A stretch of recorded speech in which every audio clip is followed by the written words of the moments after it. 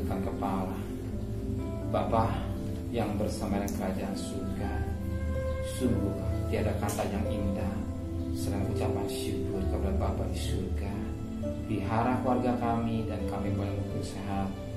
Pada pagi yang cerah sebelum aktivitas lain, kami utamakan Engkau, mencari kerajaan Allah dan kebenarannya, dan duduk di kaki-Mu, menaikkan pujian penyembahan, menaikkan doa syafaat, dan kami rindu untuk mendengarkan firman. Pakai hamba-Mu, urapi hamba-Mu, urapi kami. Roh Kudus, lembutkan hati kami sehingga futir menjadi berkat buat kami. Amin. Shalom, selamat pagi dalam kasih Tuhan Yesus Kristus. Hari kita akan membaca Yesaya pasal 36 ayat pertama sampai ayat 22. Yesaya pasal 36 ayat pertama sampai ayat 22. Saya tidak baca semua, tapi baca sebagian. Nah, Yesaya pasal 36 ayat pertama sampai ayat 22. Pasal 36 sampai pasal 39, Yesaya dalam zaman Raja Hizkia. Yerusalem dikepung oleh Sanherib. Dalam tahun ke-14 zaman Raja Hizkia, majulah Sanherib, Raja Asyur, menyerang segala kota berkubu negeri Yehuda, lalu merebutnya. Raja Asyur mengutus juru minuman agung dari Lakis ke Yerusalem pada Raja Hizkia disertai suatu tentara yang besar. Ia mengambil tempat dekat saluran kolam atas jalan raya pada padang tukang piratu. Suara kepadanya mendapatkan dia Eliakim Hizkia, kepala istana, Sabna panitia negeri, serta Yoabin Asad, bendahara negeri. Lalu berkata juru minuman agung kepada mereka, baiklah, katakan kepada Hizkia, begini kata Raja Agung, Raja Asyur, kepercayaan macam apakah yang kau pegang ini? Kau kira Bapa hanya ucapan bibir saja dapat merupakan rencana dan kekuatan untuk perang? Sekarang kepada siapa engkau berharap, maka engkau memberontak aku. Sesungguhnya engkau berharap pada tongkat bambu yang patah. Tekulah itu yaitu Mesir, yang akan menusuk dan menembus tangan orang yang bertopang kepadanya.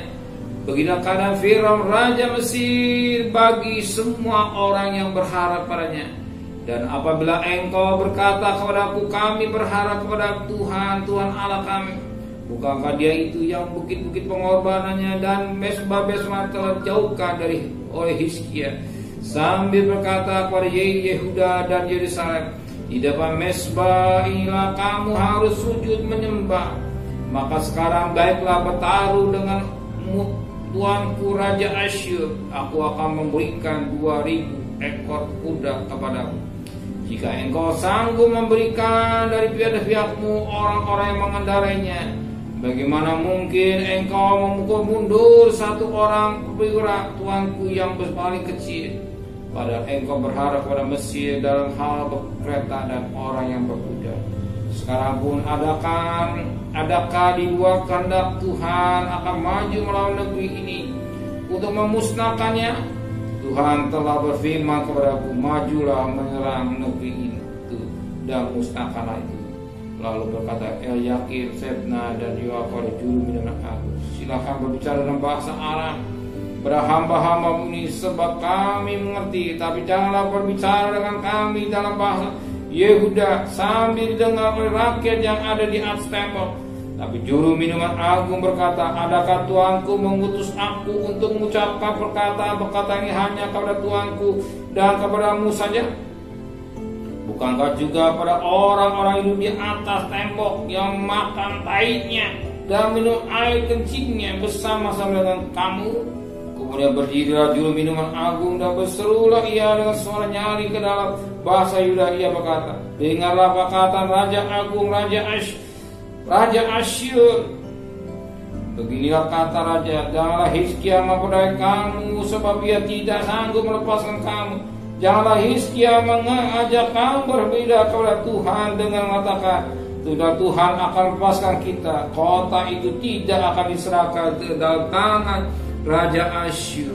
Janganlah dengarkan Hizkia, sebab beginilah kata Raja Asyur.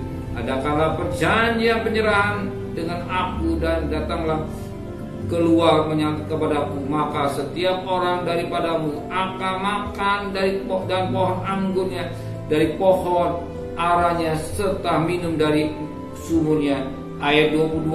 Kemudian pergilah Eliakim bin Hizkia kepada istana, dan Sebna penita negara dan Yoab bin Asaf kebendahara negeri menghadap Hizkia dengan pakaian yang dikoyakkannya.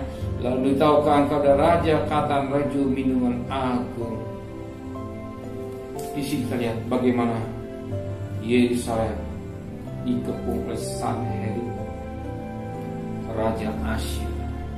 Di mana Raja Asyur mengutus juru minuman atau panglimanya untuk bertemu dengan Eliakim dan kepada Eliakim dan Yoab dan bendahara negara dengan perkataan yang mengintimidasi kepadanya, bahwa tidak ada yang bisa melawan dia, sebagaimana kata-kata pada ayat yang keempat sampai ayat yang ke-10. Lalu berkata juru minuman agung kepada mereka, baiklah katakan Hizkia, begini kata Raja Agung Raja Asyur, kepercayaan macam apakah yang kau pegang ini? Kau kira bahwa hanya ucapan diri saja, yang bukan rencana dan kekuatan untuk perang. Sekarang kepada siapa engkau berharap? Maka engkau memberontak terhadap aku, mengintimidasi kepadanya, bahwa tidak ada yang bisa mengalahkan Raja Asyur. Tidak ada yang bisa mengalahkan Raja Asyur. Dan saat itu bahkan dikatakan pada ayat yang ke-20, siapakah di antara semua Allah yang negeri-negeri ini yang telah melepaskan negeri mereka dari tanganku, sehingga Tuhan sanggup melepaskan Yerusalem dari tangan. Saat itu mereka semalam Eliakim, bagaimana semalam Yoab dipinasi, bahwa tidak ada yang melawan Asyur sekalipun Tuhan. Dipinasi sedemikian rupa dengan kebohongannya, sehingga membuat Eliakim takut. Dan keadaan ditekan sedemikian rupa, maka apa terjadi? Maka dikatakan pada ayat yang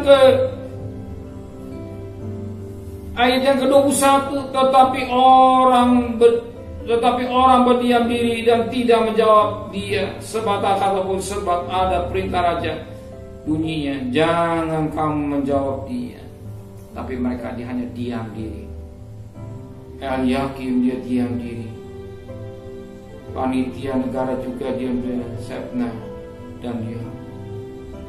Dan akhir dikatakan dia mengoyakkan seperti bagaikan tidak berdaya.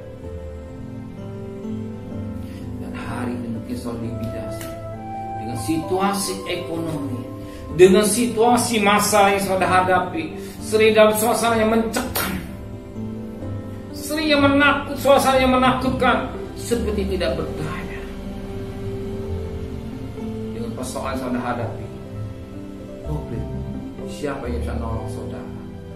Mungkin hari saudara malam terjepit, mungkin saudara mengalami beban berat, mungkin hari malam sesuatu yang berat yang tidak mungkin bisa selesaikan. Datanglah tukang tagih, datanglah pesuruh, datanglah suara telepon, datanglah surat tagihan, datanglah persoalan-persoalan membuat saudara tidak berdaya. Tapi ingat, satu pribadi yang tidak pernah meninggalkan saudara. Sesukar-sukar saudara, sesulit-sulit saudara, dia berkata Immanuel. Sebagaimana Mazmur 34, sedang berjalan lembah kekelaman, lembah kematian, lembah maut, bagaikan hidup yang tidak berdaya. Tapi ayat selanjutnya dikatakan, aku beserta. Satu perkara, Tuhan tidak tinggalkan saudara. Tuhan tidak tinggalkan saudara. Tuhan tidak akan membiarkan saudara. Mungkin satu ketika satu lukisan yang sering saya dengar, ada ketika ada 2 orang berjalan di pinggir pantai, ada 4 tapak kaki dia lihat. Tapi ketika dia nengok ke belakang, dia lihat tinggal 2 tapak kaki. Mana tapak kakinya 2 lagi? Dia beri, Tuhan, apakah kau tinggalkan aku? Ketika dia tapak kaki 4, dia tahu dia sama-sama dengan Tuhan. Dia bersama dengan Tuhan. Tapak kaki Tuhan dan tapak kaki dia ada 4. Dan ketika ada air mendorong pasir itu, tinggal tapak kakinya ada tapak kaki 2. Dan dia berkata, Tuhan, mengapa Engkau tinggalkan aku? Mengapa Engkau biarkan aku? Mengapa Engkau tinggalkan aku sendiri? Dan suara berkata, tidak anakku, itu bukan tapak kakimu. Hei, itu bukan tapak kakimu, itu tapak kakiku, kata Tuhan. Itu tapak kakimu, kata Tuhan. Hari ini saudara mungkin mengalami masalah intimidasi dengan persoalan-persoalan yang hadapi. Sebisa tidak berdaya, saudara bingung dengan hidup yang saudara jalan, dengan situasi ekonomi, pekerjaan, bisnis, pelayanan.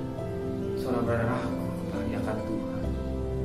Ragu, siapa yang bisa nolong saudara? Iya, kata dia. Sering seorang ini katakan, siapa yang bisa menyelesaikan saudara? Siapa yang bisa menolong dan menyelesaikan, membayar tentang saudara? Mungkin hal-hal yang lain. Itu suara iblis, bukan suara Tuhan.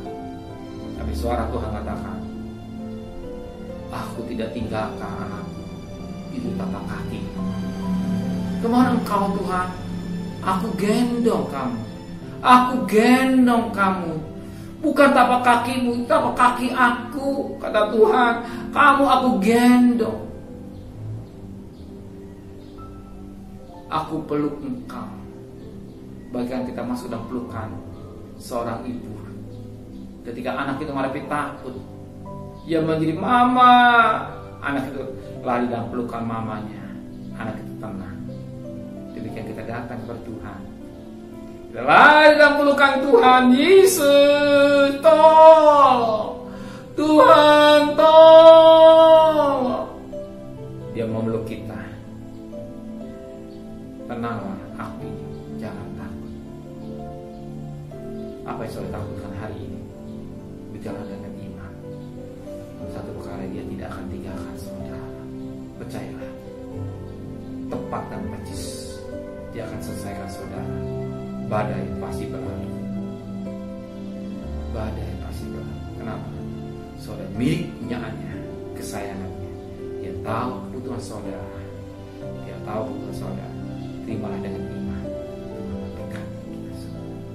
Benar Bapa di surga. Sering kami takut dengan intimidasi dengan suara-suara iblis. Sering kami takut dengan intimidasi dengan situasi ekonomi, pekerjaan rumah tangga, usaha kami.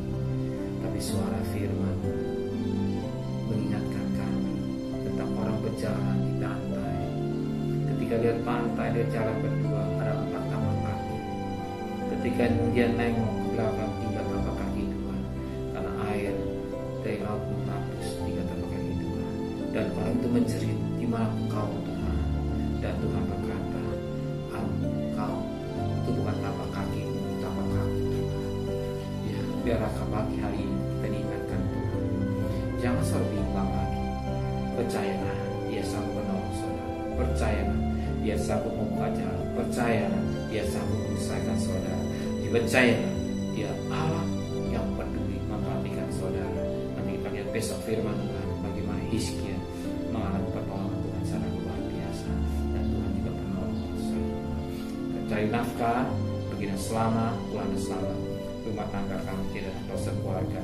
Kami adakan menangkap misi, kembalikan kami besok pagi dalam tubuh yang sehat dan tidak kurang satu apapun juga. Berkati Bapak Presiden, Wakil Presiden, para menteri, para gubernur, para bupati, para wali kota, para camat, para lurah, para RW, para RT, para medis, para relawan, para TNI, para Polri, para mereka yang bekerja di depan Tuhan. Berkati kesehatan yang prima yang dari Tuhan adanya, kekuatan otot yang sehat, yang satu pribadi terpapar.